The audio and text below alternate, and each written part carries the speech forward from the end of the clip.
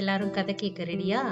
இன்னைக்கு கதையோட தலைப்பு வேலை திறமையுள்ள சிறுவன். இன்னைக்கான மனப்பாட வசனம், செய்யும்படி உன் கைக்கு நேரிடுகிறது எதுவோ அதை உன் பலத்தோடே செய். பிரசங்கி 9:10. இந்த பாடத்துல இருந்து நம்ம என்ன தெரிஞ்சுக்கிறோம்னா, நம்ம ஒரு காரியத்தை சிறப்பா செய்யும் போது நம்ம தேவனுக்கு சேவை செய்யறோம். ஒரு வேலைய வித்தியாசமா புத்திசாலித்தனமா நீங்க செஞ்சிருக்கீங்களா? நீங்க செஞ்ச அந்த செயல்னால அது மத்தவங்களுக்கு ரொம்ப பயனுள்ளதா இருக்கும்போது ரொம்ப சந்தோஷமா இருக்கும்ல. இதே மாதிரி ரொம்ப சந்தோஷமா கவனமா அவரோட வேலையெல்லாம் செஞ்ச ஒரு சின்ன பையனை பத்தி இன்னைக்கு பாப்போமா? அவரோட தச்சு பட்டறையில யோசேப்பு ரொம்ப கவனமா வேலையெல்லாம் செஞ்சுட்டு இருந்தாரு. அப்போ அங்க பளபளன்னு தேய்ச்சி வைக்கப்பட்ட அந்த மரக்கட்டையில இருந்து வந்த வாசனை ரொம்ப நல்லா இருந்துச்சு. அங்க வேலை செய்யும் போது காத்துல பறந்த அந்த மரத்தூள் எல்லாம் அங்கேயும் இங்கேயுமா பறக்கும் போது பாக்குறதுக்கு ரொம்ப அழகா இருந்துச்சு. அவரோட சேர்ந்து வேலை செய்யறத யோசேப்பு பார்த்தப்போ இயேசுவை நினைச்சு ரொம்ப சந்தோஷப்பட்டாரு. இயேசு சின்ன பையனா இருந்தாலும் எல்லாத்தையும் ரொம்ப அருமையா கவனமா சரியா செஞ்சாரு. ரொம்ப திறமையான ஒருத்தரா அங்க வேலை செஞ்சாரு.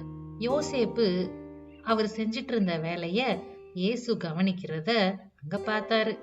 அவர் செய்யற வேலை ரொம்ப தத்ரூபமா இருந்துச்சு அப்படின்னு நினைச்சு அவரு ரொம்ப சந்தோஷப்பட்டாரு. இயேசுவும் அதை பார்த்து ரொம்ப சந்தோஷப்பட்டாரு.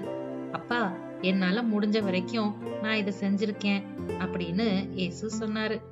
அதுக்கு யோசேப்பு, ஆமா மகனே, நம்மால முடிஞ்ச அளவுக்கு நம்ம செய்யற வேலைய ரொம்ப சிறப்பா செய்யணும். அப்போ ஆண்டவர் அவருக்குன்னு நம்மளை எடுத்து பயன்படுத்துவாரு. இயேசு இத கேட்டது ரொம்ப சந்தோஷப்பட்டாரு. பஸ்கா பண்டிகையில நடந்த நிகழ்ச்சி எல்லாத்தையும் இயேசு அவர் மனசுல யோசிச்சுட்டே இருந்தாரு. அவரும் ஒரு நாள் அந்த பஸ்கா ஆட்டுக்குட்டிய போல அங்க பலியிடப்படுவாரு அப்படிங்கறதையும் அவர் நினைச்சு பார்த்தாரு. இப்பவும் கூட அவரு அவங்களுடைய அம்மாக்கு அவங்களுடைய அப்பாக்கு உதவி செய்யும் போது ஆண்டவருக்கு அவரு சேவை செய்துட்டு இருந்தாரு. இயேசு அங்க செஞ்ச எல்லா நாற்காலிகள், மேஜைகள், இதெல்லாம் நிறைய பேருக்கு ரொம்ப பயனுள்ளதா இருந்துச்சு. எல்லாத்தையும் நீ கத்துக்கோ. அது மூலமா ஆண்டவர் உனக்கான திட்டத்தை உனக்கு வெளிப்படுத்துவாரு. அப்போ நீ உலகத்துக்கு செய்ய வேண்டிய சேவையை செய்யலாம் அப்படின்னு இயேசு கிட்ட யோசேப்பு அடிக்கடி சொல்லுவாரு. யோசேப்புக்கு உதவியா வேலை செஞ்சுட்டு போது இயேசுவ மத்த சின்ன பிள்ளைங்க விளையாடுறதுக்கு வந்து கூப்பிடுவாங்க. ஆனா யோசேப்பு பதில் சொல்றதுக்கு முன்னாடியே இயேசு, நான் அப்பாக்கு இங்க வேலை செஞ்சுட்டு இருக்கேன், என்னால இப்ப உங்க கூட விளையாட வர முடியாது, என்னை மன்னிச்சிருங்க அப்படின்னு அந்த பிள்ளைகள் கிட்ட சொல்லுவாரு. இயேசுவோட அருமையான பதிலும் இந்த பொறுப்புணர்ச்சியையும் பார்த்து யோசேப்புக்கு ரொம்ப சந்தோஷமா இருந்துச்சு. இயேசு அவங்க அப்பா கிட்ட இருந்து நிறைய வேலைகளையும் விஷயங்களையும் கத்துக்கிட்டாரு. அது அவருக்கு ரொம்ப சந்தோஷத்தை கொடுத்துச்சு. அவங்க அம்மாவான மரியாளுடைய காலடியில உட்கார்ந்து அவரு வேதத்தை வாசிக்கவும் எழுதவும் கத்துக்கிட்டாரு.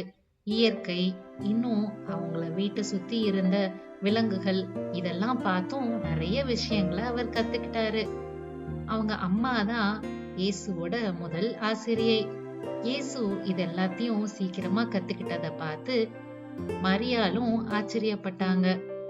இப்படி இயேசு ஊழியம் செய்ய ஆரம்பிக்கிறதுக்கு முன்னாடி அவருடைய வீட்டுல எல்லா வேலைகளையும் நல்ல ஒரு பிள்ளையா இருந்து செஞ்சாரு. இப்படி நம்மளும் எல்லா வேலைகளையும் நம்ம அப்பா அம்மாக்கு செஞ்சு கொடுக்கும்போது நம்ம ஆண்டவருக்கு சேவை செய்யறோம். கண்டிப்பா நீங்களும் ஆண்டவருக்கு சேவை செய்வீங்களா? மறுபடியும் உங்களை அடுத்த வீடியோல சந்திக்கிறேன். பாய்.